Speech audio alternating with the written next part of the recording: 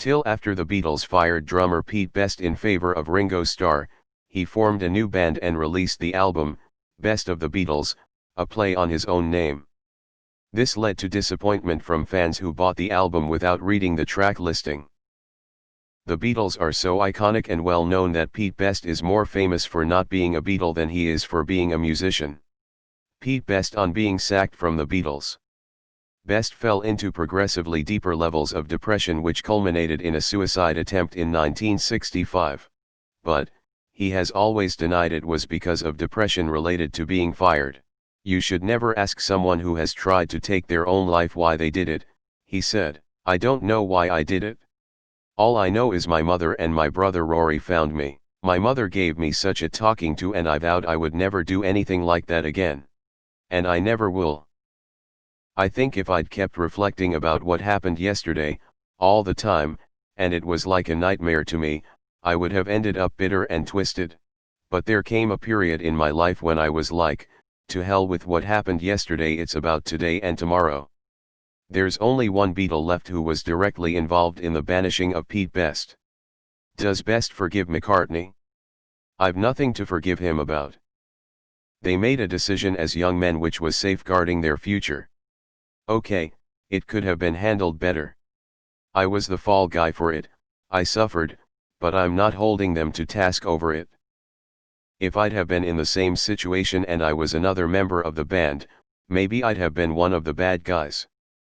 Best tried to commit suicide during the height of Beatles mania. While he did get paid, it's still very sad because he was so close to being immortalized forever. Being kicked out of the band was actually really hard on him. I read a little about him in a book about managing social anxiety. Eventually he started a family and became very happy with his life after it was all said and done. Still funny he did this though, lol. Edit, it wasn't a book about social anxiety specifically. I was reading two books at the same time and got the wires crossed. Both books can be helpful though. The Subtle Art of Not Giving a Fuck. The Solution to Social Anxiety.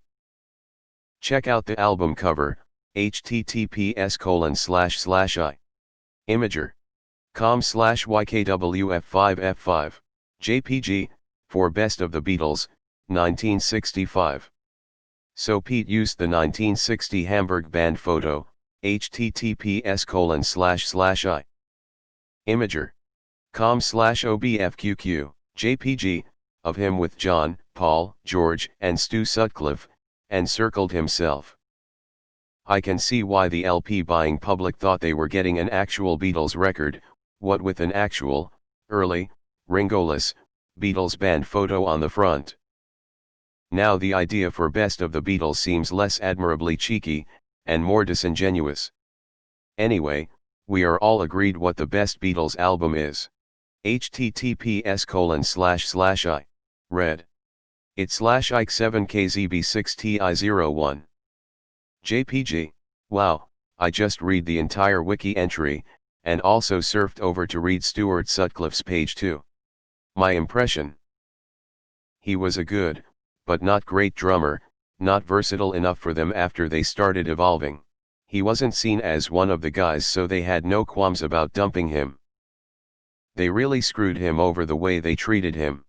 But, hey, he married, has 2 daughters, lived a good life anyway. Plus, aside from McCartney, he's outlived them.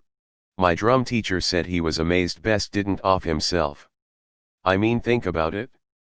You get fired from your band immediately before they become the most popular thing ever, leaving you abruptly behind in the dust. Stock traders have jumped out of windows for less. Plus, think of the names: John, Paul, George, and Peter. Best probably spent nights awake thinking how they just threw Ringo into that list of names like it was nothing. He has a great cameo in the movie The Rocker, which is about a drummer who gets booted from his band just before they make it big. Rainn Wilson plays the lead and he's sitting at a bus stop at one point next to some random guy, pouting about his missed opportunity. I didn't realize it was Pete Best until I caught his name in the credits. Edit, actually here's a clip. https://youtube.b/3r8_xjrdkw4. What a genius. Poor guy, just didn't have the right personality.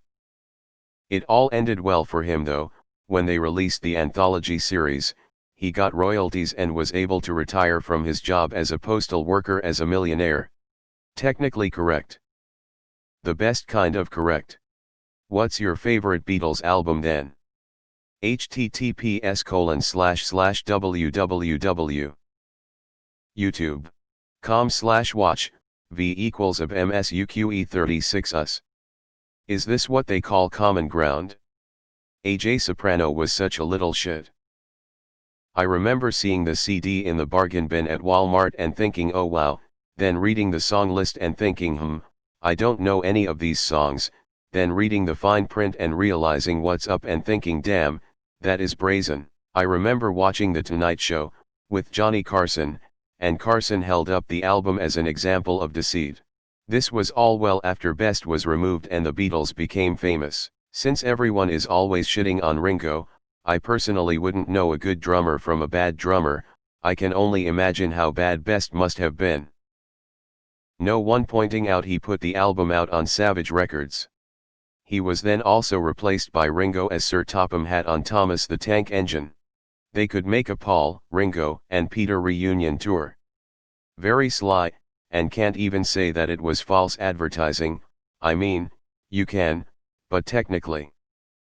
I bought that album thinking the same thing, and yes, I was disappointed. While reading the wiki page, I'm just interested to see what a Victorian house with 15 bedrooms looks like. He was on the British show Would I Lie to You? No one thought this was true. He knew it was the only way to make his last bucks. Like thousands of 70s kids that bought some TIL album that had covers of popular songs. Great marketing. You can listen to the whole album starting here, https://www. youtube.com/watch, v equals TINV588P5JC and list equals PLZ seed BZMZY0NXZ Beck LGBX_2XQ45OC0SD. It's okay for when it was released, more like garage rock of the era than the pop rock the Beatles were making. The audio recording quality isn't really that good though. Here's some information on Best that I wrote one of the last times this got posted. Best has an interesting story. One of the original reasons he joined the Beatles early on was because he had a drum kit. The Beatles needed a drummer, and Best's mother owned the club the band would play at. Best went with the other four, John, Paul, George, and then bassist Stuart Sutcliffe, to Hamburg, Germany. There they would play 8-hour sets at bars and live in conditions that could be considered questionable. They had plenty of booze and plenty of women. Their manager on this tour had to check their pee for STDs by looking at it in the light due to the frequent sex the band was having. Stuart stayed in Germany with his fiancée, where he died around the time the band was just starting to get big. Pete had been ousted at that point. Pete stayed with the Beatles throughout their Decca audition, where they were turned down because the executives thought that guitar music was on its way out, and up until the early recording sessions for Love Me Do, where George Martin told Brian Epstein that Pete had to go. Best's career stagnated and he quit music altogether and became a civil servant.